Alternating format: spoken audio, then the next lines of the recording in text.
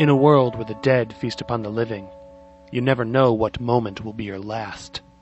That's why we fight for every fleeting second as we struggle to survive in Syracuse.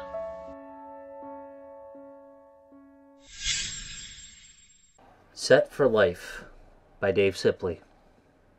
It was only natural that hobbies would arise in the zone. Once you got past the terror, the malnutrition, the lack of privacy, the cold and the despair, there was the boredom. There was plenty of all six to go around. A few people tried knitting scarves and sweaters. Some played cards. Most just shivered around campfires and talked to pass the time. Only Nye played the lotto. Tickets were hard to come by, of course. They were one of the first things looted from the convenience stores in the early days of the panic by people who had since either turned, starved, or frozen. Nye was smart enough to survive short-term so that he could survive long-term. Nye savored his cards like a wine connoisseur treated his bottles. They were always arranged in neat stacks, hanging in the dispenser that he'd liberated from a Hess gas station. Losing cards were filed by the hundred to offset the taxes on the big one. He was on his 26th stack in the box. That tax deduction would save him $910 one day. He knew he had to be careful. When he'd win, he couldn't go all crazy like that hick from West Virginia who won the $300 million Mega Ball. He'd have a plan. At first, Nye had to get cards and trade with members of other squads until he had nothing left to trade. He refused to give up his lucky quarter, and no one would have wanted it anyway. Gradually, the other guys either got into the spirit or just started taking pity. At the beginning, people were cruel. They mocked him. "What are you doing that for? You know Albany's never going to pay up. What are you going to do? Walk to the state capitol to cash it in? You're never going to win. Why bother? Those things are a ripoff. Can't you do something more productive?" His answer was always the same. "I just need to hit the big one. When I do, I'll be set for life." Gradually, their scorn evolved into a mild interest, then imperceptibly acceptance, and just as imperceptibly excitement. His nightly ritual was as intricate as any religious ceremony. People would start to gather around dusk. He'd have his 3 cards picked out. Someone would call out, "What have you got tonight?" and he'd hold up the 3 tickets. There were always 2 $1 tickets. He saved the Christmas-themed ones for the holidays, and one that cost more. He saved the $10 tickets for Friday nights. They would nod their approval at his choices.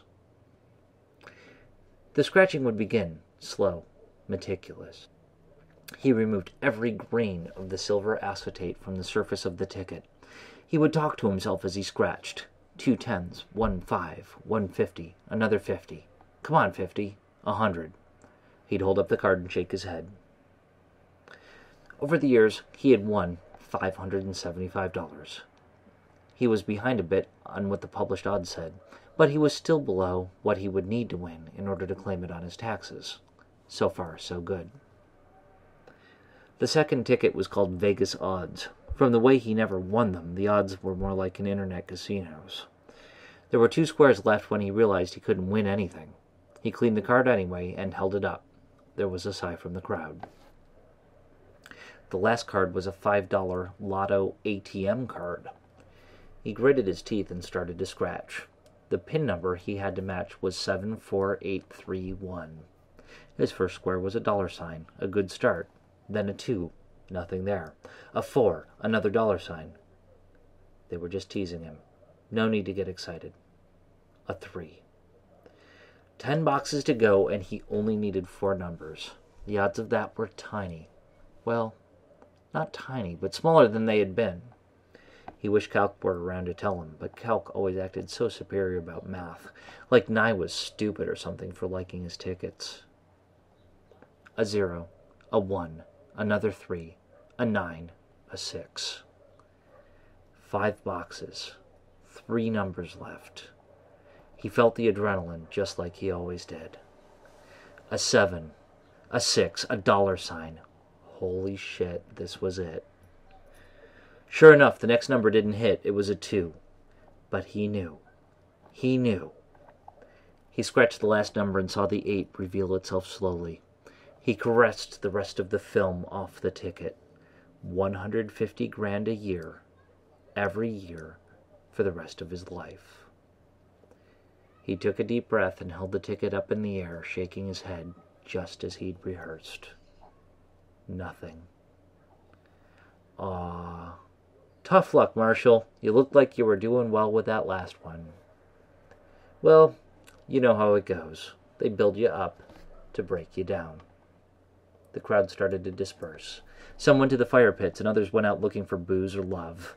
Nye returned to his bunk and got out the file box with the spent tickets.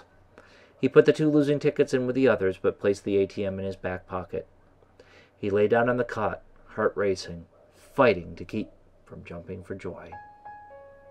He looked up and down the length of the B concourse at all those poor saps living there, just trying to survive for another day.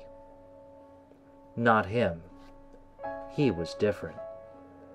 He was set for life.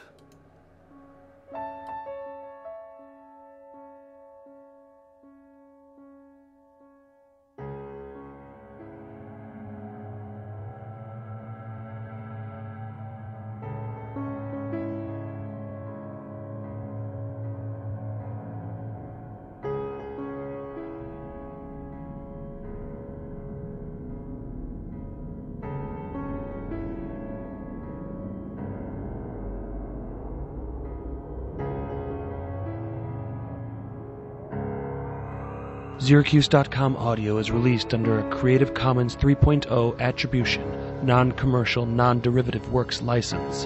That means you can share it as long as you give Syracuse.com and the author credit and don't sell it or change it. Find stories like this and more at Syracuse.com.